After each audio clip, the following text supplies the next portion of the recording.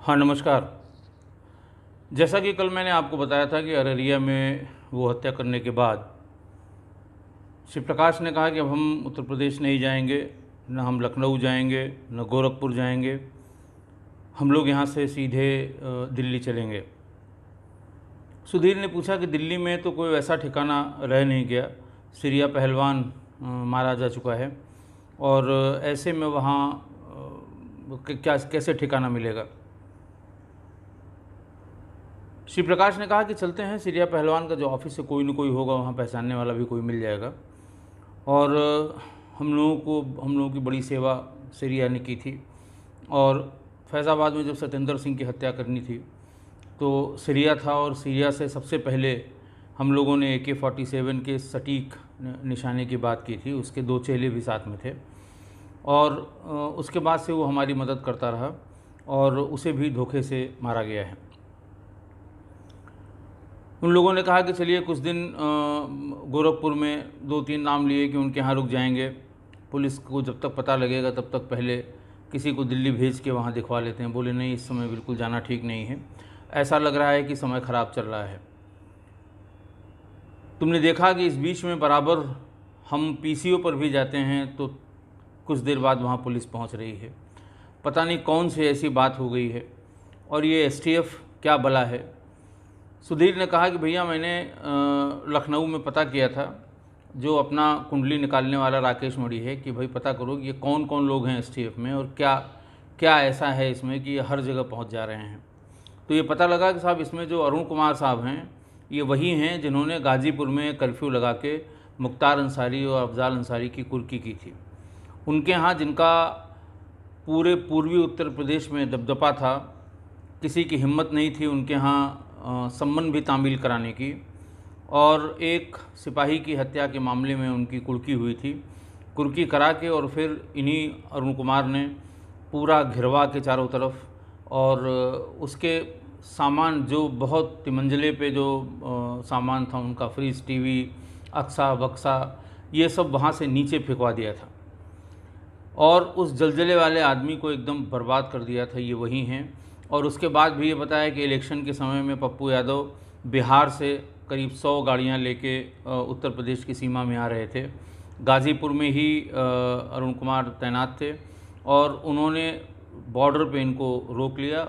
पप्पू यादव के लौंडे कुछ टेढ़े मेढ़े होके बात कर ही रहे थे कि भेड़ बकरी की तरह पिटवाया था। इतना पिटवाया था कि उसके बाद फिर कभी पप्पू यादव ने उत्तर प्रदेश की सीमा में कदम नहीं रखा। उसके साथ सत्येंद्र सिंह हैं, ये पश्चिम के हैं, बहुत हिम्मती आदमी हैं। ये लखनऊ में रहे हैं SP सिटी और अलीगढ़ में रहे हैं, बहुत सी जगह बताई, और पश्चिम के लोगों से इनका बड़ा अच्छा संबंध है। दिल्ली पुलिस में भी इनके बहुत अच्छे संपर्क हैं और पश्चिम के अपराधियों पे बहुत अच्छी इनकी पकड़ है। इसके अलावा वहाँ ये राजेश पांडे ही मेरे लिए बताया कि ये कुछ मोबाइल के दफ्तर में बैठा रहता है। बताते हैं कि मोबाइल का कोई इसने वो बना लिया है, कोई मशीन बना ली है, उससे ये नंबर सुनता रहता है और संभवतः इसी वजह से ये हर जगह हम मोबाइल से जहाँ जहाँ हम लोग बात कर रहे हैं पुलिस वहाँ पर पहुँच रही है। इसलिए मोबाइल से बात करना भैया बिल्कुल एकदम सेफ़ नहीं है और इस पर बहुत भरोसा करते हैं जो उनके ADG हैं। अगला बताया उन्होंने कि विक्रम सिंह साहब भी हैं। विक्रम सिंह साहब ने भी डकैतों के विरुद्ध बहुत अभियान चलाया था। अजय राज शर्मा इन सब के बॉस हैं और उनको दोबारा इसीलिए बुलाया गया है कि वो इस ऑपरेशन में इस गैंग को पूरी तरह से समाप्त कर दें।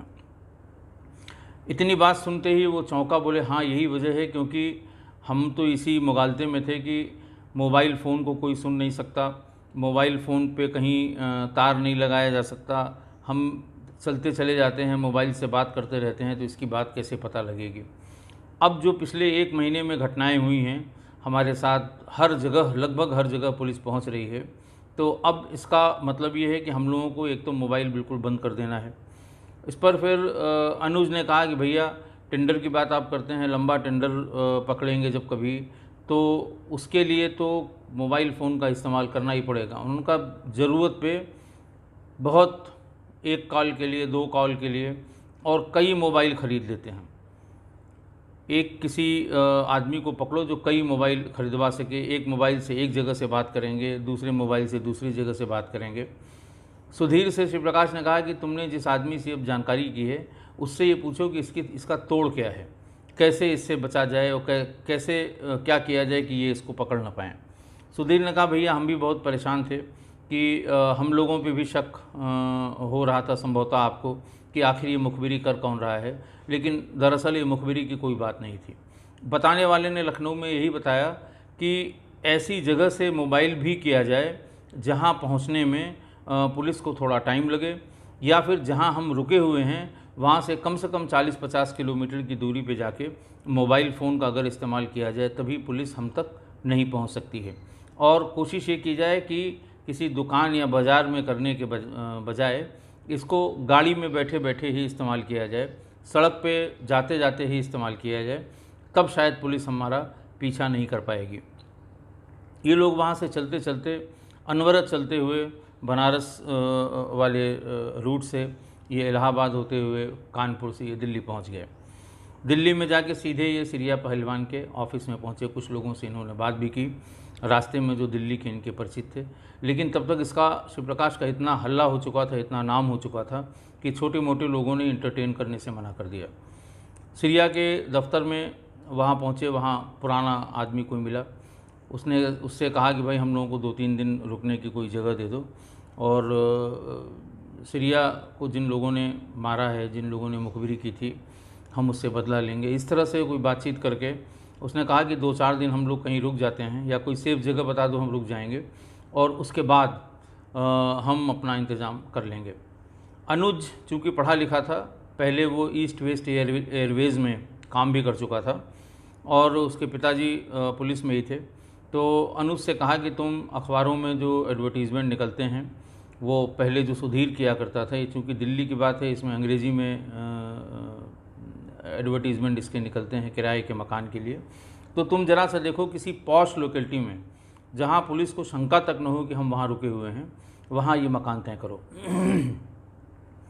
रोज़ वो अनुज इंग्लिश का अखबार लेके उसमें जो किराए के लिए खाली हुए फ्लैट के विज्ञापन होते हैं उसको देख के उस पर जो नंबर था उस पर बातचीत करके, और फाइनली 2 दिन के बाद बसंत कुंज सेक्टर डी में एक मकान इनको गया। उसने ये देखा कि ये मकान 3rd फ्लोर या 4th फ्लोर पे है। दूसरा कि उस मकान में जो फ्लैट का दरवाज़ा है वो कॉरिडोर किसी दूसरे से शेयर नहीं होता है, यानी वो अगर वो कोई उस फ्लैट में आ रहा है या जा रहा है, दूसरा आदमी जो दूसरे फ्लैट के दरवाजे पर है वो उसको देख नहीं सकता। तीसरा ये था कि उसके 1st फ्लोर का ये मकान है, मोस्ट ऑफली या 2nd फ्लोर का मकान था, कि वहाँ से अगर बहुत इमरजेंसी सिचुएशन में ये जो सीढ़ी वाला इलाका है उसमें एक शीशा लगा हुआ था, वहाँ से तोड़ के नीचे की तरफ भी भाग सकते हैं अगर कोई रेड पड़ती है या कोई बात होती है। बाहर बालकनी, जो उस फ्लैट में बालकनी निकली थी, वो भी उनको सूट करती थी। देखने के बाद शिव प्रकाश से उसने कहा कि चलो देख लिया जाए, मकान ठीक लग रहा है, हम लोग ये मकान ले लेते हैं। और बसंत कुंज सेक्टर डी में ये मकान इन लोगों ने फाइनल कर दिया अपने लैंडलॉर्ड से, जिस किसी का भी था, और वहाँ पर ये मकान ले लिया। अब वही बात इन लोगों की कि सब बात कहाँ से करें। उससे कहा कि भाई देखिए, आप एक तो इस फ्लैट से कोई बात नहीं करेगा, क्योंकि अगर ये जैसा बता रहे हैं लखनऊ में लोग, सुधीर ने जिनसे बात की है, कि अगर मोबाइल फ़ोन कोई लोग सुन रहे हैं या उसका कुछ इंतज़ाम इन्होंने कर रखा है, तो फिर ये एग्जैक्ट जगह पे आके और हमको तलाशेंगे, फिर ये हमें दिक्कत होगी। बात तय पाई गई कि जिसको बात करनी होगी कोई भी फ्लैट से बात नहीं करेगा, जिस किसी को बात करनी होगी वो बाहर जाके बात करेगा। शिव प्रकाश ने कहा कि अब नई जगह आए हैं, कुछ दिन तक यहाँ इस्टेब्लिश अपने को किया जाए, और इसके लिए ज़रूरी है कि फिर पैसे का इंतज़ाम किया जाए, क्योंकि काफ़ी पैसा हम लोग वहाँ छोड़ आए हैं बिहार में, और कुछ पैसा हमारा रखा हुआ है वहाँ बिहार में मोकामा में, तो अभी उसको रहने दीजिए। बहुत जब कभी इमरजेंसी पड़ेगी तो इमरजेंसी में उस पैसे का इस्तेमाल करेंगे। इस बीच में और पकड़ देखिए, या और लखनऊ में कोई इनको लाला लोगों को देखें जो हमें पैसा दे सकें। उसके मन में गाड़ी चेंज करने का था कि अब गाड़ी नई गाड़ी अब कोई लेनी है हमें। एक गाड़ी वो बिहार से आते समय सीलो ले आया था नीले रंग की, जो वहाँ खड़ी थी। सीलो चूँकि उस समय बहुत कम गाड़ियाँ थीं सीलो, तो वो सीलो गाड़ी वो ले आया था। इसके अलावा उसका ये कहना था कि 2 नई गाड़ियाँ जो बिल्कुल नई नई चलन में आई हैं उनको लिया जाए ताकि लोगों को शक न हो। फिर वही उसने मुरलाज अरोरा को फ़ोन मिलाया कि अब मैं तुमको उठाऊंगा और तुम नहीं मानोगे तो तुम्हारी लड़की को उठा लूँगा, ये बाकी का पैसा तुमने दिया नहीं है और इधर उधर के लोगों से जिनसे बात की उनसे भी वो पैसा जो तुम्हें देना था वो पूरा नहीं हुआ है। तो वो फिर अपना वही रोने गिड़गिड़ाने लगा कि नहीं, अब हम तो बिल्कुल टूट गए हैं, हमारी कमर टूट गई है, ये है वो है। बात करते करते वो इसकी कमज़ोरी जानता था कि इसको अगर ज़्यादा पैसे वाला कोई आदमी बता दीजिए तो ये उसमें उलझ जाता है।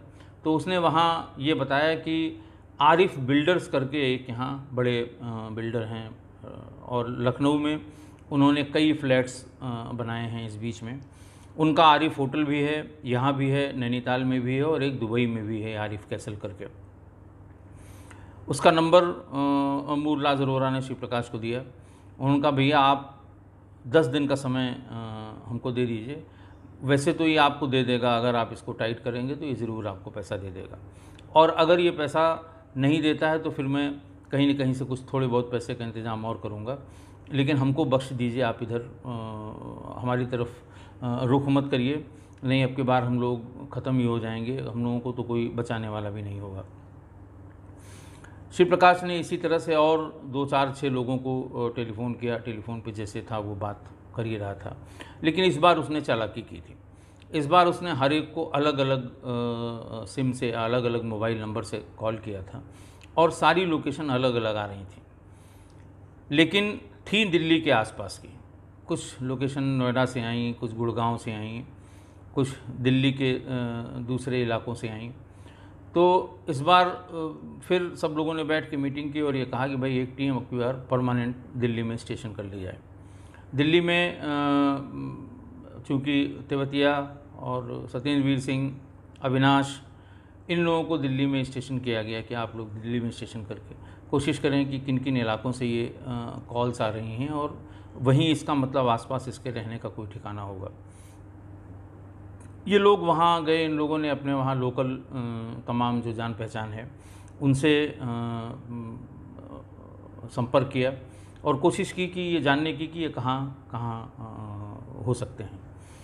इसी बीच चूँकि अब एसटीएफ के बने हुए भी काफ़ी दिन हो गया था और हम लोग जो अपेक्षित रिज़ल्ट था, चूँकि 6 महीने के लिए बनी थी एसटीएफ और 6 महीने में ही हमें अपना टारगेट अचीव करना था और 3 महीने लगभग गुजर गए थे। तो ये भी डिसाइड हुआ कि भाई इसमें और भी इनामी अपराधियों के बारे में जो हमें एजेंडा मिला है एसटीएफ का, उसमें इनामी अपराधियों के विरुद्ध कार्रवाई करने का भी हमारा एजेंडा है। आर्म्स की स्मगलिंग का भी हमारा एजेंडा है, स्मगलर्स को पकड़ा जाए। तो खाली इसी पर कंसंट्रेट करने से सपोज़ करिए 6 महीने तक हम नहीं पहुंच पाते हैं वहाँ, ये ऐसी जगह भाग जाता है, थाईलैंड की उस समय बहुत हवा उड़ती थी कि थाईलैंड गया है, थाईलैंड गया है।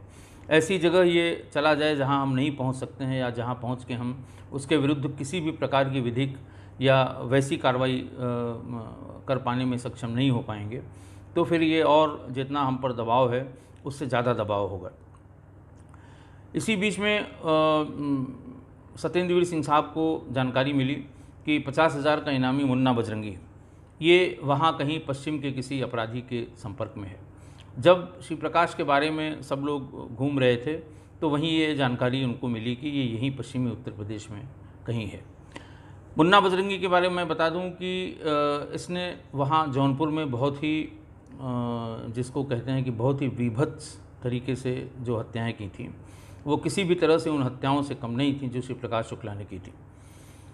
उस ज़माने में मैं वहीं पोस्टेड था जौनपुर में। सुबेश कुमार सिंह साहब हमारे एसपी वहाँ भी हुआ करते थे और एसपी के बंगले के पीछे ही रोड है जो जेल को जाती है। 11 बजे के आसपास गोलियों की तड़तड़ाहट आई, सब लोग भागे, वहाँ हम लोग भी भागे। तो पता लगा कि एक सम्मानित व्यक्ति थे रामचंद्र सिंह, रामचंद्र सिंह की और उनके गनर की स्कूटर पर वो जेल में किसी से मिल के आ रहे थे और उनकी हत्या हो गई। ये हत्या जेल की गेट के ठीक बाहर हुई थी और बिल्कुल जौनपुर जैसे छोटे शहर के लिए बहुत ही गंभीर अपराध था। इस हत्या से बिल्कुल सनसनी मच गई। खैर पता लगने में कोई बहुत देर नहीं लगी। लोगों ने बताया कि साहब ये मुन्ना बजरंगी का काम है। उसके बाद दूसरी हत्या उसने एक जिला पंचायत सदस्य थे राजकुमार सिंह की भी हत्या की ऐसे ही। एक तीसरी बड़ी हत्या वहाँ की उन्होंने कैलाश दुबे की। कैलाश दुबे पहले ब्लॉक प्रमुख थे और मड़िहान क्षेत्र उधर है जो मिर्ज़ापुर से भदोही की तरफ से लगता है, वहाँ के रहने वाले थे। उनको तो ठीक चौराहे पर, उन्हीं के बाज़ार के चौराहे पे दिन में मारुति वैन का गेट, उनके नज़दीक पहुँच के मारुति वैन का गेट खोल के और स्टेन गन कार्बाइन जिसे कहते हैं उससे फायर करके उनकी हत्या हुई थी। उस हत्या से भी जौनपुर में जो ये क्रिमिनल पॉलिटिशियन गठजोड़ के जो इक्वेशन थे वो इधर उधर हो गए थे। ये 3 बड़ी हत्याएं करने के बाद ये बताया जाता है कि वो उनके लिए काम करना शुरू कर दिया था मुख्तार अंसारी के लिए। बाद में इसके सिर पे बहुत ढेर सारी हत्याओं का सिलसिला चढ़ा। सूचना ये थी कि ये कहीं उधर हरिद्वार की तरफ से उस समय और एक इनामी बदमाश था यतीन्द्र गुजर, जिसको हितेंद्र, असल में उसका नाम हितेंद्र गुजर था, लेकिन यतीन्द्र कह के लोग बुलाते थे, कि ये दोनों एक साथ कहीं पर हरिद्वार से चले हैं। ये किसी बड़ी अपराध या बड़े हत्या की योजना बना रहे हैं। इस सूचना पे फिर एक टीम के लिए अरुण कुमार साहब को बताया गया। उन्होंने कहा जो भी मिल जाए, अभी फ़िलहाल तो जो भी इनामी बदमाश है, और मुन्ना बजरंगी का भी बहुत नाम है, अगर ये मिल जाएगा तो अच्छा रहेगा। फिर 3 टीमें बल्कि लगाई गईं और एक टीम ने इसका वहीं पीछा किया हरिद्वार से दिल्ली वाले रास्ते पर, और समयपुर बादली के पास एक पेट्रोल पंप पर इनको सामने से उस टीम ने घेर लिया। ताबड़तोड़ फायरिंग हुई दोनों तरफ से। एसटीएफ की जब गोली चली तो उसमें 7-8 गोलियां मुन्ना बजरंगी को लगीं और यतीन्द्र गुजर को 2 ही गोली लगी। लेकिन उसी इंसिडेंट में दिल्ली पुलिस के एक हेड कांस्टेबल को भी हाथ में लग गई। वो होपलेस हो गया। सबको लाद के वहाँ से राम मनोहर लोहिया ले जाया गया और उस दिल्ली पुलिस के हेड कांस्टेबल के जो पेट्रोल पंप पे अपनी गाड़ी में तेल भराने आया था, उस पर लोगों ने ध्यान दिया और डॉक्टर्स ने इन दोनों को ये बताया कि ये दोनों मर चुके हैं, इन्हें मॉर्चरी भेज दिया जाए। मॉर्चरी वाला थोड़ी देर बाद मुन्ना बजरंगी को स्ट्रेचर पर लाता हुआ है। बोले साहब इसमें भी जान है, ऐसा लग रहा है कि ये इसकी सांस चल रही है धीमे धीमे। फिर मुन्ना बजरंगी को तुरंत आईसीयू ले जाया गया और धीरे धीरे करके उसे रिवाइव कर लिया गया। उसके शरीर में 8-9 गोलियां लगी थीं, हाथ की और पैरों की, पेट की कुछ गोलियां उसकी ऑपरेट करके समय समय पर निकाल ली गईं। उस समय मुन्ना बजरंगी के लिए दाऊद इब्राहिम के ग्रुप के जो तमाम वकील हैं, नोन वकील हैं, वो भी 1 घंटे के भीतर हॉस्पिटल पहुंच गए और उन्होंने यूपी पुलिस पर, एसटीएफ पर तमाम तरह के आरोप लगाए। ये भी उन्होंने दिल्ली हाई कोर्ट से एक आदेश प्राप्त कर लिया कि साहब इसकी जो भी इसको दवा दी जाएगी वो उसकी वीडियोग्राफी होगी और एक सीनियर डॉक्टर अपने सामने दवा, इंजेक्शन या किसी भी तरह का इसको मेडिकल ट्रीटमेंट दिया जाएगा तो वो निगरानी में होगा और उसका पूरा रिकॉर्ड मेंटेन किया जाएगा। बाहर के किसी आदमी को बिना अनुमति के इसे मिलने नहीं दिया जाएगा। उन लोगों को ये शंका थी कि शायद एसटीएफ वाले किसी तरह से या तो ऑपरेशन के नाम पर या फिर दवा के नाम पर किसी तरह से इसको मार सकते हैं। मुख्तार का इसका नोन रिश्ता था। सारा अंडरवर्ल्ड इस बात को जानता था कि मुख्तार अंसारी के लिए ये काम करता है। फिर ये वहीं हॉस्पिटल में बहुत दिन तक हॉस्पिटल में एडमिट रहा और उसने ढेर सारे आरोप लगा के बहुत अदालतों में, तमाम अदालती कार्रवाई में सबको उलझाया, लेकिन बच गया। एक गोली जो इसकी भीतर लगी हुई थी उसके लिए तमाम बार डॉक्टरों ने कहा कि इसको ऑपरेट करके निकाला जाना ज़रूरी है, उसने मना कर दिया उसको ये बताया गया था कि ये हार्ट के पास कहीं पर धंसी हुई है, इसको निकालने में कोई दिक्कत नहीं है, लेकिन वो उसने मना कर दिया। बाद में ये 20 साल पहले लगी हुई गोली, जब अभी बागपत जेल के भीतर उसकी हत्या हुई थी, तो उस पोस्टमार्टम में वो गोली रिकवर हुई थी जो उसको 20 साल पहले एसटीएफ से मुठभेड़ में लगी थी। बहुत ही डेयरिंग, बहुत ही यारबाज इसको कहते थे कि साहब ये दोस्तों के लिए, पैसे के लिए बहुत नहीं, लेकिन दोस्तों के लिए, अपने मित्रों की मदद के लिए ये बहुत ही यारबाज अपराधी है, बहुत ही खूंखार अपराधी है, ये किसी को नहीं छोड़ता है। एक बात ये भी बताई गई बार बार कि राजवीर सिंह और मोहन शर्मा, ये दो बहुत ही अच्छे अधिकारी थे दिल्ली पुलिस में, दिल्ली पुलिस की क्राइम ब्रांच में, स्पेशल सेल में।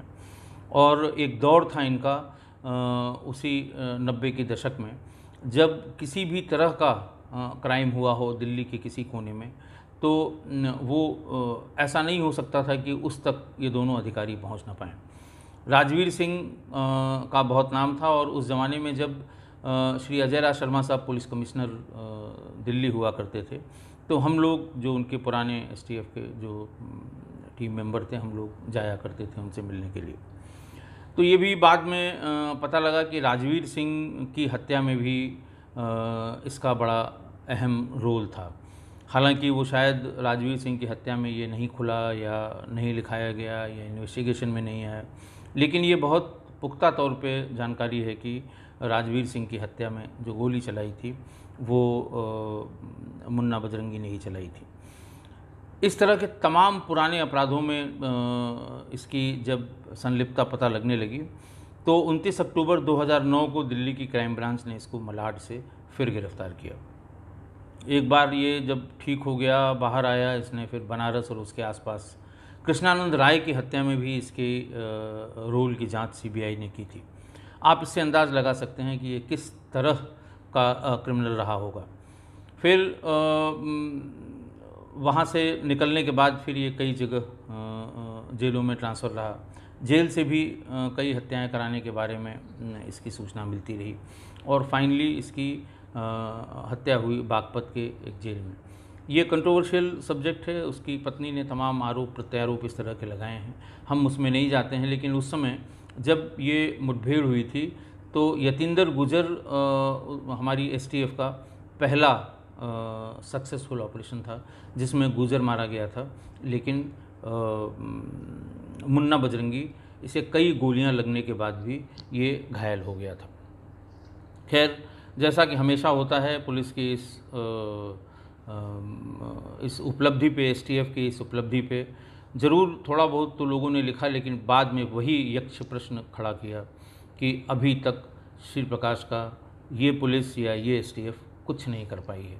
मैं बार बार इसको दोहराता हूँ कि पुलिस पर कितना दबाव रहता है उस समय।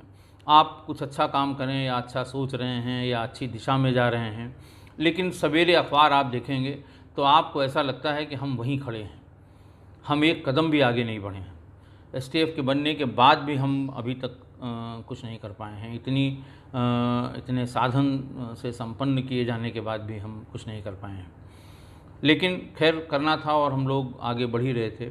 फिर फ़ोन नंबरों की तलाश में हम लोग जुट गए। एक टीम जो वहाँ दिल्ली थी वो दिल्ली में ही रुकी। बात आते आते आरिफ बिल्डर पर आकर रुकी। आरिफ को उसने फ़ोन किया और आरिफ से कहा कि तुमने फ़लाँ फ़लाँ जगह फ्लैट्स बनाए हैं और इसका पैसा दे दो। आरिफ ने पहले तो इसको हंसी मजाक में लिया कि पता नहीं क्या, कौन आदमी है, क्या है, और बात कह के उसने फ़ोन रख दिया। उसने दोबारा फ़ोन किया, तिबारा फ़ोन किया और कहा, आरिफ बहुत महंगा पड़ेगा, तुम जो ये बार बार फ़ोन रख रहे हो, तुम्हें सुनना ही पड़ेगा, नहीं जैसे सब मारे गए हैं वैसे तुम भी मारे जाओगे। आरिफ को बात कुछ उसने कुछ लोगों से शेयर की, अपने लोगों से, तो लोगों ने कहा साहब ये तो बहुत बड़ा क्रिमिनल है। तो बोले नहीं वो हमें ऐसा लगता है कि उसके नाम पे कोई धमका रहा है। बाद की 2 कॉल उन्होंने टेप कर ली थी। आरिफ चूँकि कैंटोनमेंट इलाके में रहते थे और सब संपन्न आदमी थे, बहुत बड़े बिल्डर थे, तो उन्होंने फिर एक डॉक्टर साहब हैं मेडिकल कॉलेज के, किंग जॉर्ज मेडिकल कॉलेज के, जिनसे उनकी बहुत घनिष्ठ मित्रता थी, उनसे बात की और ये दोनों लोग श्री अजय राज शर्मा साहब के पास पहुँचे, जो एडीजी लॉ एंड ऑर्डर था। शाम क्या रात हो गई थी।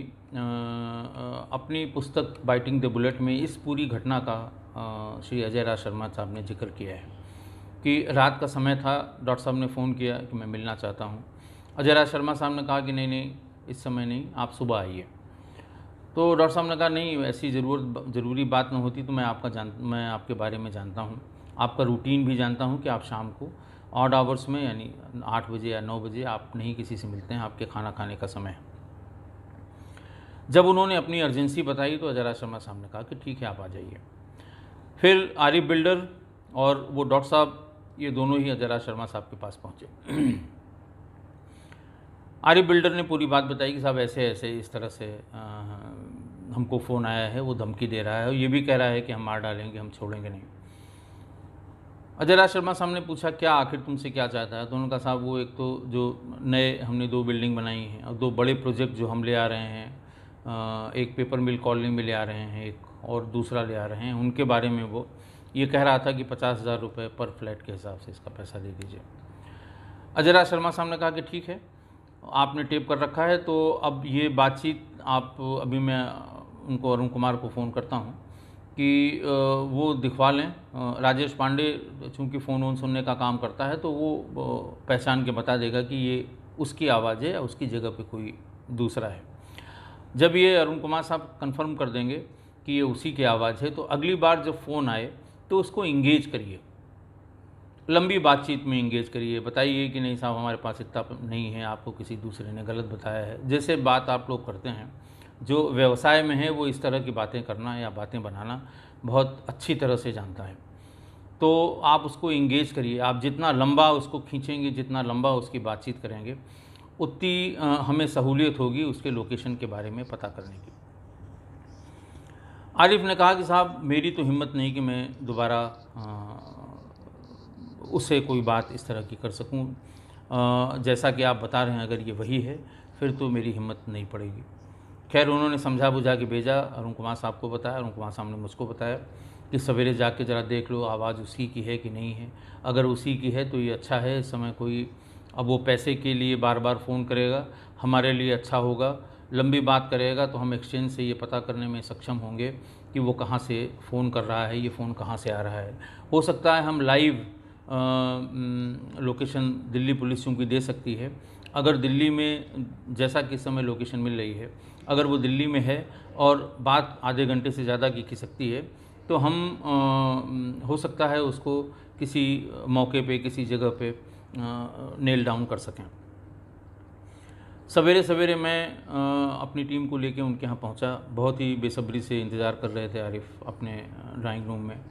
फ़ौरन वो ले आए अपना टेप रिकॉर्ड और उन्होंने जैसे ही प्ले किया वैसे ही बिल्कुल एकदम एग्जैक्ट समझ में आ गया, शुरू के 5-7 शब्दों के बाद ही, कि ये श्री प्रकाश शुक्ला ही था। पूरी बातचीत सुनी मैंने, वहीं से अरुण कुमार साहब को, अजय राज शर्मा साहब को बताया कि सर ये उसी की आवाज़ है और ये उसी ने फ़ोन किया था। मैंने उनको आरिफ को भी बताया कि आप कोई डाउट मत रखिए, ये वही है और श्री प्रकाश शुक्ला ही है। तो उसने कहा साहब अब तो हम बात करेंगे नहीं, एडीजी साहब का ये कहना है कि वो बात अगर फ़ोन करता है कि उसको बातचीत में उलझाइए, बात को लंबा खींचिए और तब हमें ये आसान होगा कि हम उसके बारे में और पता कर सकें। फिर अरुण कुमार साहब से मैंने कहा कि सर ये बात तो करेंगे नहीं, और बात अगर ये करेंगे नहीं तो फिर वो दोबारा बात नहीं करेगा, फिर अनावश्यक कोई बात होगी। और हम जिस जो उद्देश्य इस समय पाल के चल रहे हैं कि बात लंबी अगर खींचे तो हमें भी उसकी लोकेशन जानने का मौका मिलेगा। फिर ये तय किया गया कि अपने ही ऑफिस से किसी को तैयार किया जाए जो सॉफ्ट थोड़ा सा बोलता हो और उर्दू उसकी ज़ुबान में हल्का सा उर्दू हो, क्योंकि आरिफ मियाँ जो बोलते थे वो थोड़ा सा उर्दू मिक्स्ड बोलते थे। हालांकि बहुत पढ़े लिखे और अच्छे अंग्रेज़ी बोलने वाले थे, लेकिन हिंदी में जब वो बात करते थे तो जो उनकी ज़ुबान थी वो ऐसा लगता था कि उर्दू बोलने वाला कोई आदमी है। फिर एक हेड कांस्टेबल हमारे यहाँ STF में था मुस्लिम, उसको तय किया गया कि ये he is the fittest person, जो अगर फ़ोन उठाएगा तो उसको किसी को भी ये मतलब ये मानने में कोई दिक्कत नहीं होगी कि आरिफ मियाँ ही बोल रहे हैं। उसको तैयार किया गया, उसको बुलाया गया, उससे कहा गया कि भाई तुम यहीं पे रहो, यहीं खाना पीना आपको आरिफ मियाँ दे देंगे, और जितनी बार फ़ोन आए उसको उलझाओ, उससे बात करो। और जैसे ही वो फ़ोन उसका आप रिसीव करते हैं, इशारा कर दीजिए, आरिफ के घर से कोई या स्वयं आरिफ हम लोगों को बता देंगे कि उसकी कॉल चल रही है। इधर एक्सचेंज में बात कर ली गई कि इस नंबर की जो कॉल है ये जब आती है तो इसका बैक एंड, इसका पिछला एंड कहाँ से है ये हमें तुरंत पता लग जाए तो अच्छा होगा। बात बिल्कुल सही बैठ गई और पहली कॉल उसकी करीब 11 बजे के आसपास आई। हमारे हेड कांस्टेबल ने उठाया और उसी अंदाज़ में 2 घंटे, करीबन 1 डेढ़ घंटे उसने बात कर ली थी आरिफ मियाँ से, और उसने बात शुरू की। पहली कॉल करीब 20 मिनट या 22 मिनट तक चली होगी, और उस बीच में ये हम सिर्फ कंफर्म कर पाए कि ये कॉल दिल्ली से आ रही है। बातचीत इतनी बढ़िया कि उसे एक बार भी शक नहीं हुआ कि ये आरिफ नहीं बोल रहे हैं, कोई और बोल रहा है। आज काफ़ी समय हो गया, आज इतना ही। शेष अगले अंक में। बहुत बहुत धन्यवाद।